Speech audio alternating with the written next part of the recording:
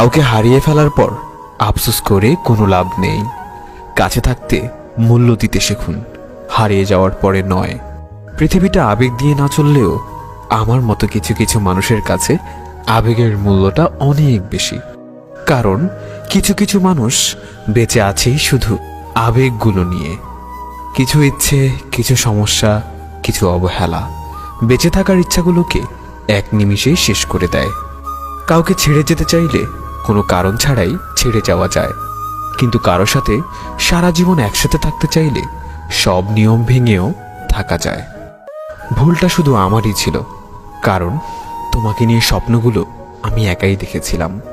আজ আমার অনুভূতিগুলো অনেক বেশি ক্লান্ত, কারণ আমি যে তাকে শুধু একতরফাই ভালোবেসেছিলাম।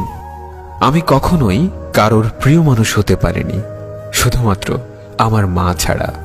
আমাকে ছেড়ে যাওয়ার ভয় দেখিয়ে লাভ নেই, কারণ ছোটবেলা থেকেই আমি অনেক কিছু ছেড়ে এসেছি। এই পৃথিবীতে সবকিছু ভাঙার একটা নির্ধারিত শব্দ আছে, শুধুমাত্র মন ভাঙার কোনো শব্দ নেই। তাই তো যার মন ভাঙে সেই বুঝতে পারে মন ভাঙার নীরব ব্যথা কতটা যন্ত্রণাদায়ক। নিজের ভালো থাকার দায়িত্বটা এখন নিজেই নিয়ে নিয়েছি, কারণ এই পৃথিবীতে প্রিয়জন শুধু গল্প মাত্র।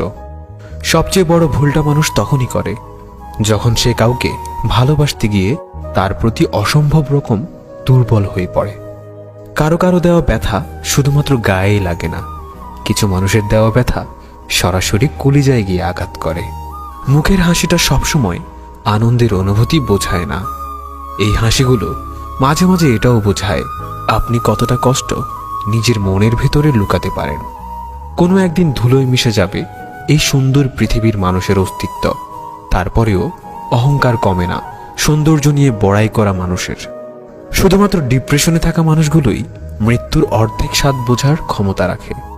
আমার কান্নায় যে কষ্ট পায়নি, সে আমার মৃত্যুতেও কষ্ট পাবে না। এটাই পৃথিবীর নিষ্ঠুর বাস্তবতা। মাঝে মাঝে খুব চিৎকার করে বলতে ইচ্ছে করে, আমি সত্যিই ভালো নেই। আমি এমন একটা ব্যক্তি যাকে প্রথম প্রথম সবার ভালো লেগে যায়, এরপর একটা সময় ধীরে ধীরে সবার অপ্রিয় হতে থাকি। তুমি নিজেকে এমনভাবে বদলে ফেলো যেন সবাই তোমার বদলে যাওয়া দেখে সেই পুরনো তুমিটাকেই খুঁজতে থাকে। নিষ্ঠুরতম বাস্তবতা এটাই যে একজন পাগলের মতো ভালোবাসে আর একজন পাগল ভেবে অবহেলা করে।